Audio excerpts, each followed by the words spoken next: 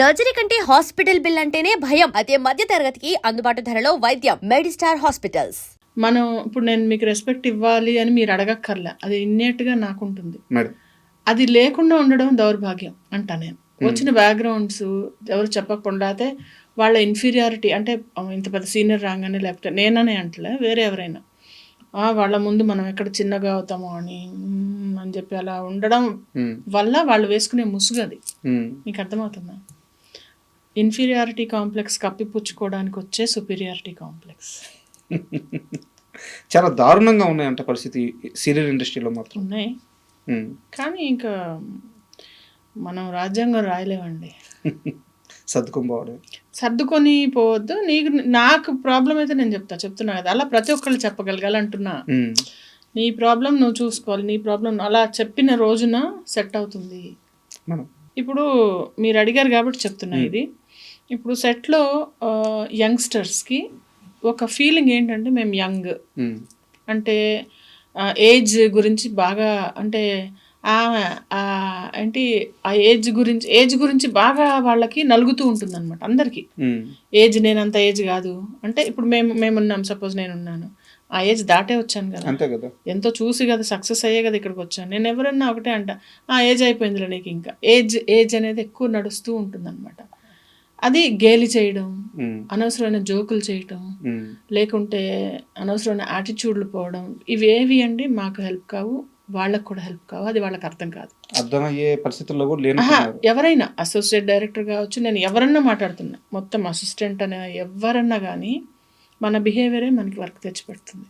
ఈ రోజు తర్వాత నువ్వు సరిగ్గా లేకపోతే ఇంకొక చూడడానికి బర్త్డే ఉన్నది, ఇంకో సీరియల్ ఉండదు నీకు. అంతే. అంటే దానివల్ల నాకేం ఎఫెక్ట్ కాదు, ఎవరికి ఎఫెక్ట్ కాదు. కొంతమంది ఏంటి ఇరిటేట్ అయ్యి అనేస్తారు, కానీ నేను I will just simply remove, అక్కడి నుంచి పక్కకి వెళ్ళిపోతా. నాకేదో నా పని చేసుకొని నేను పక్కకు వచ్చేస్తా. కానీ అందరు అలా ఉండరు కదా.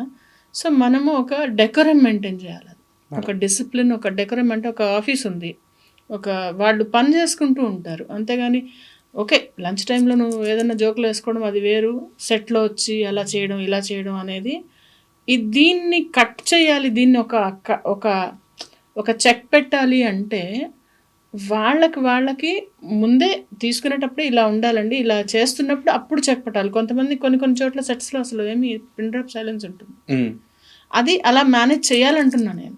అప్పట్లో కార్తగడ్డ మురారి అని చెప్పి ఒక ప్రొడ్యూసర్ ఉండేవారు, ఆయన సెట్ అలాగే ఉండేవారు. మా సత్యభామ సెట్ కూడా అలాగే ఉండేది. అంటే ఇప్పుడు ఈవెన్ ఉంటుంది, కాకపోతే ఏంటంటే ఆ షార్ట్లో లేకుండా ఉన్నప్పుడు చెప్పే ఆ రెసెప్టివ్నెస్ అనేది పెంచుకుంటే మనకే కదా. అంతే కదా. ఇప్పుడు నువ్వు ఇంప్రూవ్ అవుతావు, నువ్వు వర్స్ అవుతూ పోతావా, ఇంప్రూవ్ అవ్వాలి కదా. సో అది వాళ్ళకి తెచ్చుకుంటే బెటర్. యాక్చువల్గా మీరు ఇంటర్వ్యూకి వచ్చే ముందు నేను ఒక్క సినిమాలో కూడా మీరు ఆ క్యారెక్టర్ చేశారని ఒక్క క్వశ్చన్ కూడా అడగకూడదని ముందే నిర్ణయించుకున్నాను. ఎందుకంటే మీరు చేశారు, మేము చూస్తున్నాం, ఇంటర్వ్యూలో మళ్ళీ అది రిపీట్ ఎందుకని చెప్పి. బట్ ఒక్క సినిమా గురించి మాత్రం అడగ తప్పట్లేదు.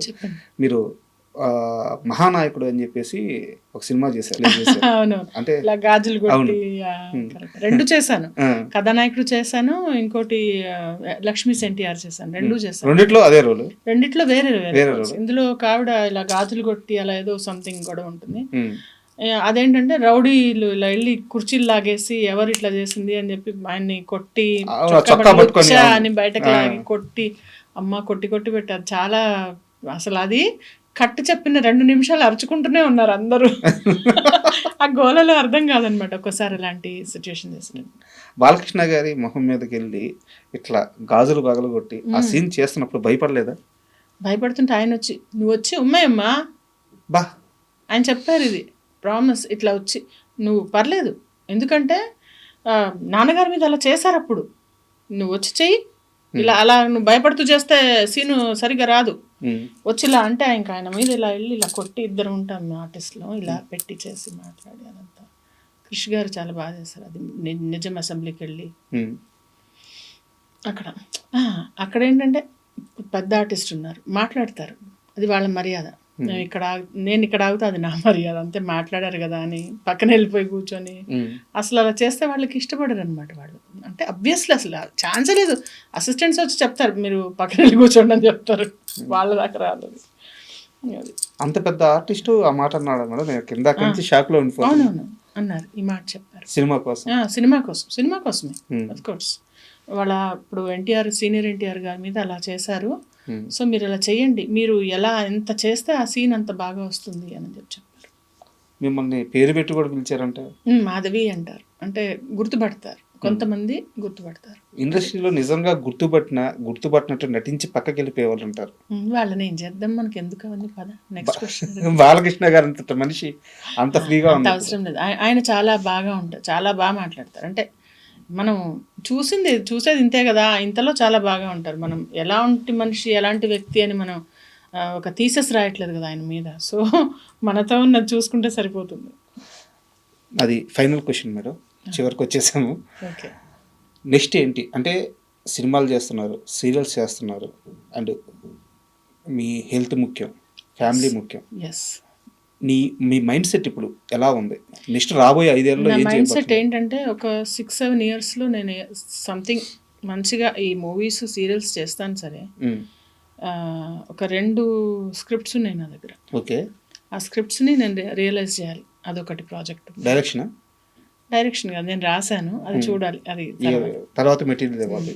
అండ్ దెన్ ఇంకొక ఎస్టాబ్లిష్మెంట్ ఎలా అంటే నేను ఉన్న నాళ్ళు మంచిగా అదే నాకు సంపాదించి పెట్టేలాగా ఒక ఆఫీస్ లేకుంటే ఒక బిజినెస్ లాంటిది ఒకటి స్టార్ట్ చేద్దామని ఆలోచన. Super madam. అండ్ ఫైనల్గా మీరు వెళ్ళేటప్పుడు ఒక పాట పాడించి పంపిమన్నారు. పాటనా? అసలు ఈరోజు నాకు కొంచెం హెడేక్గా ఉంది, అందుకని వచ్చినప్పుడు కొంచెం డల్గా మాట్లాడుతూ ఉండాలి. ఇప్పుడు రాను కొంచెం మాట్లాడాను. తప్పకుండా పాడదాం. ఏం పాట పాడాలి చెప్పండి. మేడం, మీ హీరో మీ నాని గారి పాట పాడితే ఇంకా హ్యాపీ. నాని గారి పాట అలాగా అన్ని రావు, కొన్నే వచ్చి నాకు. Any song.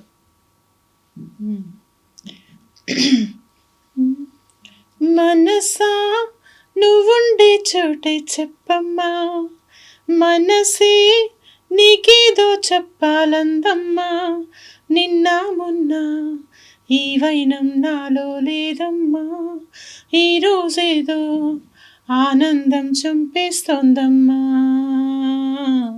ఓ సోనా వెన్నెల సోనా, నేనంతా నువ్వయ్యానా, నీ రూపు రేఖల్లోనా నేనుండిపోనా, మనసా నువ్వుండే చోటే చెప్పమ్మా, మనసే నీకేదో చెప్పాలందమ్మా, నిన్న మొన్న ఈ వైనం నాలో లేదమ్మా, నీ రోజేదో ఆనందం చంపేస్తోందమ్మా.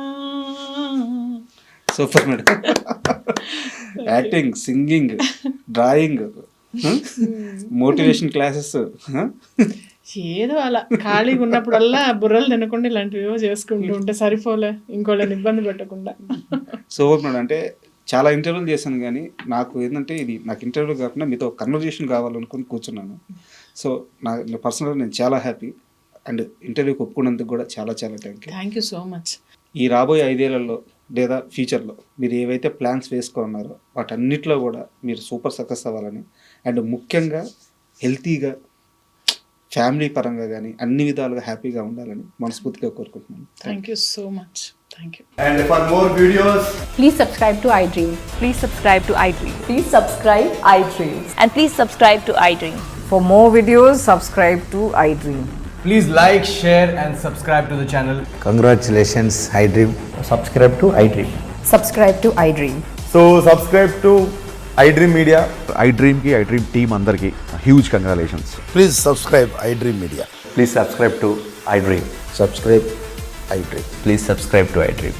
iDream అంటే నా కళల ఛానల్ సబ్స్క్రైబ్ చేసుకున్న నోరు తిరుగుతలేదు, మీరైతే గంట గుర్తు కొట్టండి. For more such videos, please subscribe to iDream. Subscribe to iDream. Please subscribe to iDream. Please subscribe iDream Media. Please do subscribe to iDream. Please subscribe to iDream Media. For best entertainment and information, please subscribe iDream. And don't forget to subscribe to iDream.